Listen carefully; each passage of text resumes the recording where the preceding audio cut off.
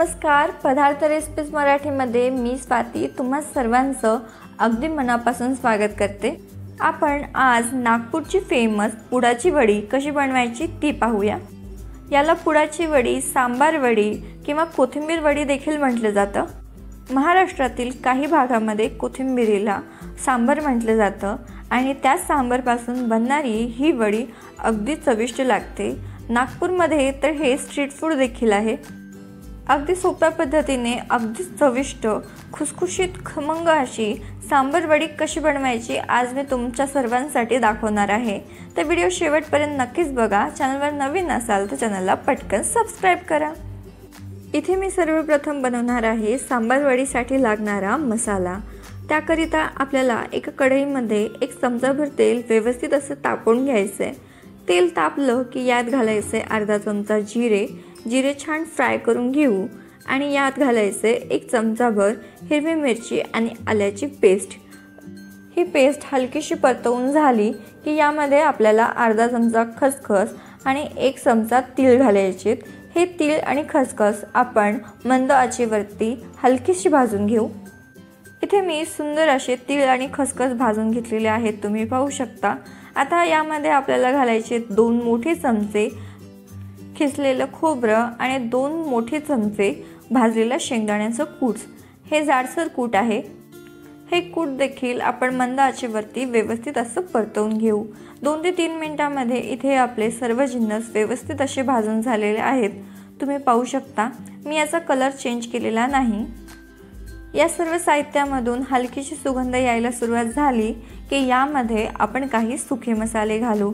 सुखे मसाल्यामध्ये मी घेतलेला आहे अर्धा चमचा लाल मिरची पावडर, अर्धा चमचा जिरे पूड, 1 चमचा धने पूड, चवीप्रमाणे आपल्याला घ्यायचे मीठ, एक अर्धा चमचा गरम मसाला, अर्धा चमचा आमचूर पावडर आणि सर्व फ्लेवरला ॲडजस्ट करण्याकरिता आपल्याला अर्धा चमचा साखर यामध्ये घालायची आहे। सर्व साहित्य घालून आपण मसाला व्यवस्थित असा मिक्स करून घ्यायचा आहे।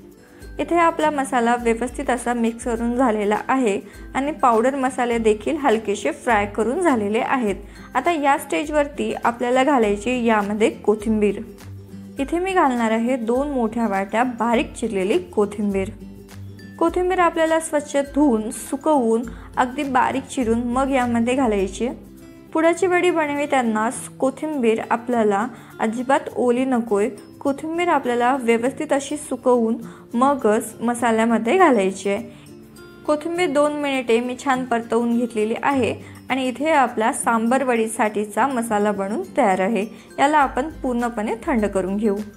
आता इथे आपण सांबार वडीसाठीचं पीठ भिजवून घेऊ। त्याकरिता इथे मी 1 वाटी मैदा घेतलाय। मैद्याच्या समप्रमाणामध्ये 1 वाटी बेसन आपल्याला यामध्ये घालायचं आहे। बेसनमुळे आपल्या वडीला अगदी सुंदर फ्लेवर येतो। सोबतच यामध्ये आपण काही मसाले घालू। त्यामध्ये सर्वप्रथम मी यामध्ये चवीप्रमाणे मीठ घातलंय। आता अर्धा चमचा आपल्याला यामध्ये लाल मिरची पावडर घालायची आहे। सोबतच अर्धा चमचा मी हळद देखील घातलेली आहे आणि 1 पाव चमचा ओवा हातावरती क्रश करून मग घालायचा आहे। आता सर्व जिन्नस आपण चमच्याच्या साहाय्याने व्यवस्थित अशी मिक्स करून घ्यायचे।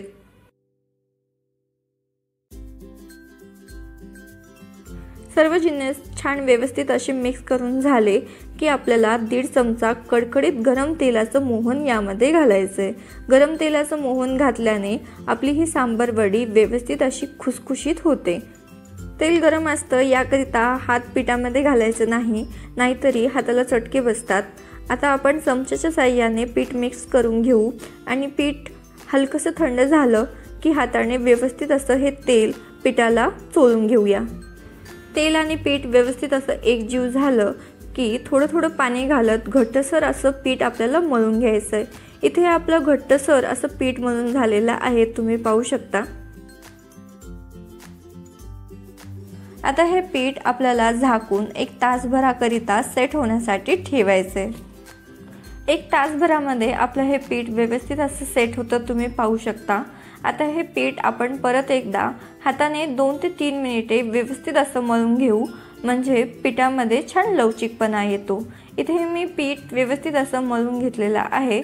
आता आपण चाकूच्या साहाय्याने याचे छोटे छोटे भाग तयार करून घेऊया। इथे मी चाकूच्या साहाय्याने व्यवस्थित असे छोटे छोटे भाग तयार करून घेणार आहे। इथे मी चाकूने कापून मस्त अशी गोल गोल असे पिठाचे गोळे तयार करून घेतलेले आहेत। पिठाचा एक बॉल घेऊन आपल्याला लाटण्याने मध्यम पातळ असं पीठ आपल्याला लाटून घ्यायचं आहे। पुरीपेक्षा हलकीशी पातळ अशी पारी मी लाटून घेणार आहे। पारी लाटून झाली की आपण बनवलेली स्टफिंग यामध्ये ठेवून घेऊ। मध्यभागी आपल्याला ही स्टफिंग ठेवून घ्यायची आहे आणि व्हिडिओमध्ये दाखवल्याप्रमाणे ही वडी आपल्याला तयार करून घ्यायची आहे। सुरुवातीला पोळीचे दोन्ही कॉर्नर मी स्टफिंगवरती ठेवून घेतलेले आहेत आणि व्हिडिओमध्ये दाखवल्याप्रमाणे ही वडी आपल्याला पॅक करून घ्यायची आहे। वडी छान पॅक व्हावी याकरिता वडीच्या कॉर्नरला पाणी लावून घ्यायचं आहे, जेणेकरून ती व्यवस्थित अशी पॅक होते आणि व्हिडिओमध्ये दाखवल्याप्रमाणे ही वडी आपण पॅक करून घेऊया। आणि तुम्ही बघू शकता इथे आपले सांबर वडीचा रोल बनून तयार आहे। हाताने एकदा छान प्रेस करून घेऊ म्हणजे वडी अगदी व्यवस्थित अशी पॅक होते। इथे मी गोल आकारामध्ये वडी तयार करून घेतलेली आहे। आता वडीचा पुडा कसा करायचा हे तुम्हाला मी दाखवणार आहे। त्याकरिता सेम प्रोसेसने मी पोळी लाटून घेतलेली आहे आणि व्हिडिओमध्ये दाखवल्याप्रमाणे आपल्याला ही पुडाची वडी तयार करून घ्यायची आहे। पहिल्याच्याच पद्धतीने दोन कॉर्नर आपल्याला जोडून घ्यायचं आहे आणि व्हिडिओमध्ये दाखवल्याप्रमाणे आपल्याला याचा पुडा तयार करून घ्यायचा आहे। वडीला पाणी लावायला अजिबात विसरायचं नाही, नाहीतरी वडी तेलामध्ये सुटण्याची शक्यता असते। वडीला जर आपण पाणी लावलं तर ती व्यवस्थित अशी पॅक होते, तर पाणी नक्कीच लावा। आता याचा रोल न करता असा मी पुडा बनवून घेणार आहे। अगदी सोप्या पद्धतीने इथे आपला पुडा बनवून तयार आहे। हे पुडा आपल्याला व्यवस्थित असा पॅक करून घ्यायचा आहे आणि इथे आपली पुडाची वडी बनवून तयार आहे। शेप किती सुंदर आलेला आहे तुम्ही पाहू शकता। याच पद्धतीने आपण सर्व वड्या बनवून तयार करून घेऊया। इथे मी सर्व वड्या बनवून तयार करून घेतलेल्या आहेत, तुम्ही पाहू शकता। आता आपण या वड्या तळायला घेऊया। वड्या तळण्यासाठी आपल्याला तेल मध्यम गरम करून घ्यायचं आहे। तेलामध्ये हलके हलके बबल्स यायला सुरुवात झाली म्हणजे तेल व्यवस्थित असं तापलेलं आहे। आता एक एक करून आपल्याला तेलामध्ये मावेल एवढ्या वड्या आपल्याला तेलामध्ये सोडून घ्यायच्या आहेत आणि मंद आचेवरतीच या वड्या आपल्याला खरपूस असे तळून घ्यायचे। झारीच्या साहाय्याने हलवत सर्व बाजूने व्यवस्थित अशी पुडाची वडी आपल्याला तळून घ्यायची आहे। 4 ते 5 मिनिटांमध्ये आपल्या वडीला छान सोनेरी कलर आलेला आहे, तुम्ही पाहू शकता। अतिशय सुंदर आणि खरपूस अशी वडी आपली तळून झालेली आहे। आता ही वडी आपण काढून घेऊ आणि याच पद्धतीने सर्व वड्या आपण बनवून तयार करून घेऊया। आता इथे आपली नागपूरची फेमस कुरकुरीत खमंग आणि चविष्ट अशी पुडाची वडी, सांबर वडी किंवा कोथिंबीर वडी बनवून तयार आहे।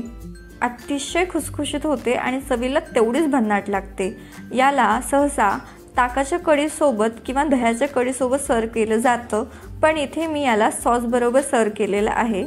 सॉस बरोबर देखील ही वडी अगदी भन्नाट लागते। तर या पद्धतीने सांबर वडी तुम्ही एकदा नक्कीच ट्राय करून बघा आणि कशी झाली कमेंट बॉक्सद्वारे आम्हाला कळवा। रेसिपी आवडली असेल तर व्हिडिओला लाईक करा, तुमच्या फ्रेंड्स आणि फॅमिलीसोबत देखील शेअर करा आणि अशाच नवनवीन रेसिपीसाठी माझ्या चॅनलला पटकन सबस्क्राईब करा।